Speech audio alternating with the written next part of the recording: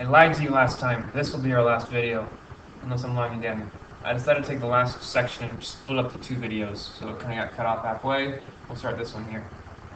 An important thing to understand, to realize from our last video, A inverse times A gives you the identity matrix, and the identity matrix is a bunch of 1s in a diagonal and 0s everywhere else. It could be a 1 by 1, or a 2 by 2, or a 3 by 3, it could be any size. Same thing for A times A inverse. A times A inverse is the identity. I also want to just refresh real quickly how to do this type of multiplication. This is a 3 by 3 matrix multiplied by a 3 by 1 matrix. Since the middle numbers match up, I can do this. I get a checkbox. So the outer numbers give me my new matrix. My new matrix will be a 3 by 1. So let's go through how to actually do that again. Row to column. So it's really 5 plus 2 minus 6. 5 plus 2 is 7, minus 6 is 1. So that's going to be a 1.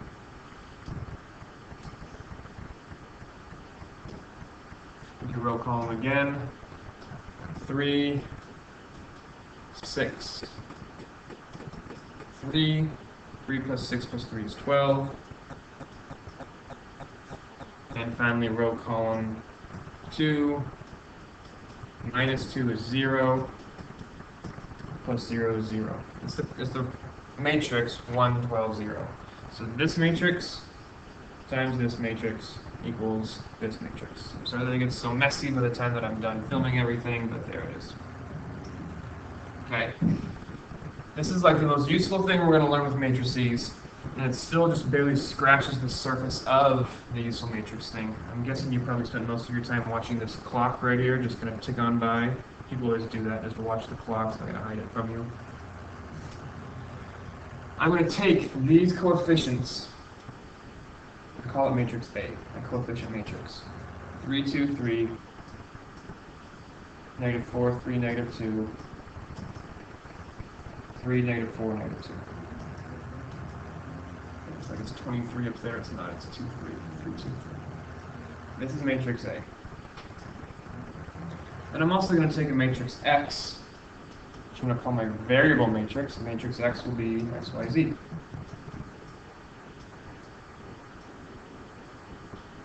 Something very interesting happens here.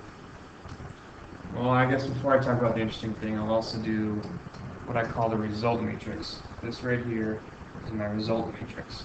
15, 26, negative 2. Okay, something very interesting happens here.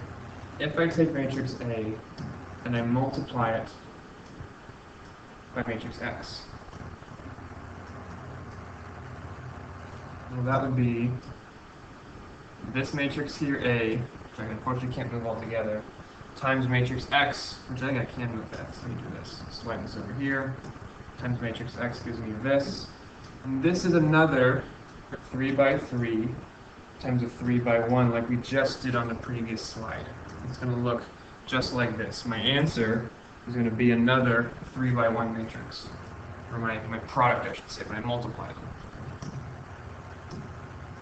Row, column, 3x, 2y, 3z. That is actually just the first spot of my 3 by 1 matrix. It looks like it's a 3 by 3 matrix, but it's not, because this is just one spot. Okay, do it again. Row, column. I get negative 4x, 3y, and negative 2z. One more time. Row, column. 3x minus 4y minus 2z.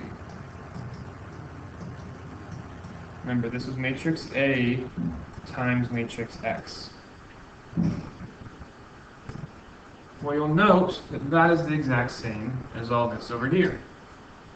Matrix A times matrix X spit me out this. Well, that matrix right there was equal to this, right? If all of this stuff over here equals this, then A times X is equal to this, which we called matrix B. We have what's called a matrix equation now. A times X equals B, and X is like our variable. Well, we spent all of our last video talking about inverses and how inverses undo things. If I wanted to try and solve for this variable in a matrix equation, I cannot divide by A. Division of matrices does not exist. I'm going to get rid of this now. Division of matrices is not a thing. I cannot divide by A. But what I can do is multiply both sides by A inverse.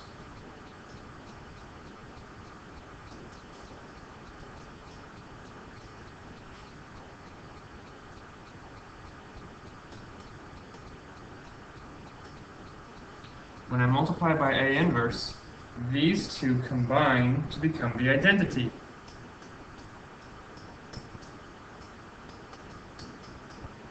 And the identity times X is just X.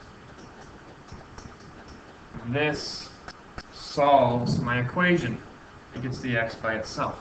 Well, why is that useful? I can use matrices to solve this whole 3x3 system rather quickly. Let me show you how to do that on your calculator.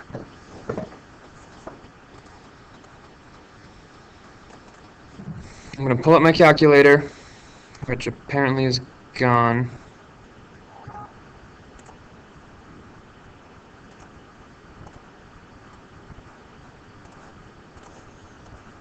And I'm going to type in matrix A. Matrix A was just these coefficients. So go to second matrix. I'm going to edit matrix A, which will be a 3x3. It goes 3, 2, 3. Negative 4, 3, negative 2, 3, negative 4, negative 2. I'm going to quit. I'm going to edit matrix B. Matrix B was 15, 26, negative 2. It's a 3x1 matrix that goes 15, 26, negative 2. I'm going to quit out of here. Here's the absolutely beautiful thing. If I grab matrix A, just hit enter on matrix A under the names category, just hit enter on matrix A, find its inverse, A inverse, times matrix B, hit enter, oh gosh, X is 8, Y is 12, Z is negative 11. It solves the whole system. Just a few button clicks. X is 8, Y is 12, Z is negative 11.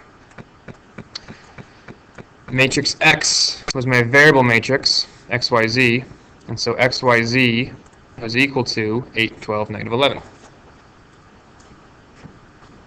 So you might not have understood all the stuff I did in blue down here, blue and green. You might not have followed this. But the point is, I can get matrix X, I can get matrix Y, or sorry, variable XYZ can be equal to 8, 12, negative 11. So I'll do another example on the next slide. Why don't you pause it and try it on your own first? But I'm going to go for it pretty quick. Pause, give it a shot. Here I go. I don't want to change A and B, so I'm just going to grab matrix C. Matrix C will be a 3x3, negative 3, 4, 5, negative 4, 15, negative 1, 15, negative 4, negative 3. Gonna quit, grab matrix D. I will edit matrix D as in dog. Negative 3, negative 106, 89. I'm going to do matrix C inverse times matrix D. My solutions are 6, negative 5, and 7.